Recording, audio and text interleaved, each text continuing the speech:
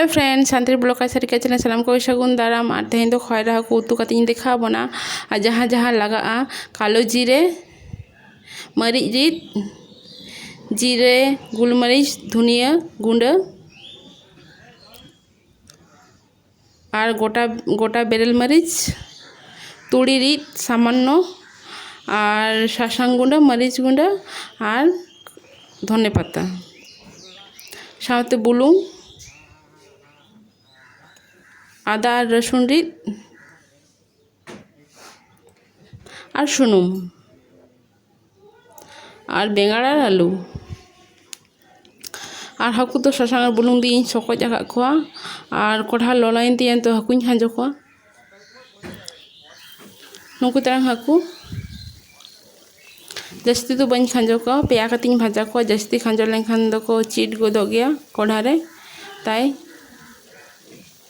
और नुकु हाकू दो अड्डी जोर को सिबिल गया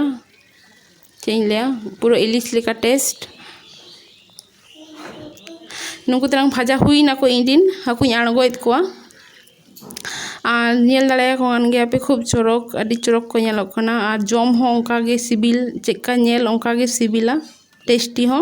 और इंडिन हाकू भाजा हुई ना ओना हाकू सुनुम रेगे जहाँ बर्ती लेन था ओना रेगे कालो जीरे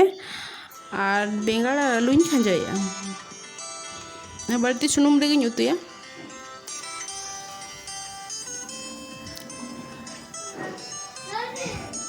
ना भाजा भाजा हुई लेनखान गे नोआ रेगे बेरेल मरीच इन खांजोया नोय तरह पेंयाज दो बन मेशा करना जेतु मेशा होपे दाड़े बांग होपे लगा और इन दो बन मेशा करना और नोआ रेगे भाजी हुई ना जेतु ओना रेगे आदा रसुन पेस्ट इन लगा करना जेतु जस्ती रिद ले था ताई कम ᱧᱚᱜ ᱤᱧ लगा करना जहाँ टुक लगा इन टुक गे ना घंटा बड़ा करते जहाँ मसला गुंडे मसला ओना को हूँ लगा तरा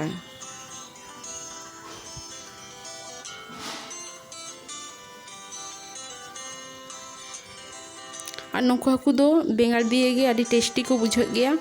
एखेना हो टेस्टी को बुझ गया किंतु बेंगाड़ आलू दिए गे कारी लेनखान खूब गे को टेस्टी गया पूरा इलिश हाकू लेका गे टेस्ट दो मिद धाव बन उतु काते बन टेस्ट गेलायमा तबेना गे बो बुझ दाड़ेया और सामान्य टुकु बेंगाड़ आलू लगित बुलुंग ना घंटा बड़ा करते कई तलांग सामान्य दाग इन दुला जाते पूरी माखा मा बेंगाड़ आलू रे मसला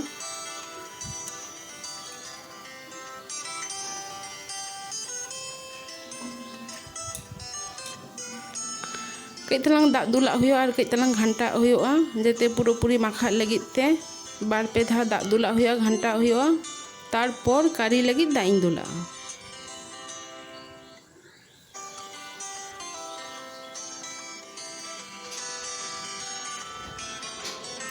नॉय नितो कारी लगित दाग इन दुलिया जहाँ तीना राशे जाते हाकू जबे लेका इन दुला जस्ती दो बांग जेहेतु इन कारी कोआ ताई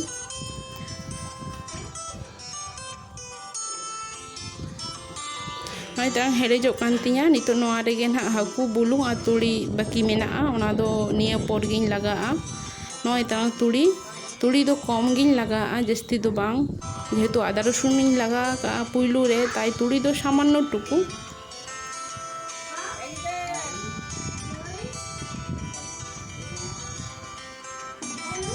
कई घंटा हुआ और घंटा काते हाकू खांजोयद कोइन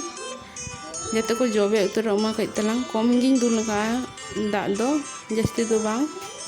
हाकू दो भाजा लेनखान गे जम हो गानो गे ताई बेसी दुल ना कोनो प्रयोजन बनुआ जाते को जबे लेका गे दाग दो दुला हुआ और साथे हाकू लगित बुलुंग परिमाण मतो इन दिन तो हुई ना हाकू बोलते गेले जेहेतु इन दिन तो कम आँच रिन चंदा को जस्ती दो बांग जो दमे दो बांग जुला हुआ जेहेतु को आंजेद हेज आकाना को और नय तना नितो दो धने साकाम इन एमा काना धने साकाम लगा काते गे नितो दो आड़गो उतर कोआ नुकु तना इन आड़गो के कोआ अडी सिबिल सोड़म गे और नोखा गे सिबिल सोड़म उतुई ताबोन पे और लाइक कमेंट शेयर दो आलोबन हिड़िñ मा और कमेंट साउंते और सब्सक्राइब ताबोन पे मा ताहले जोहार।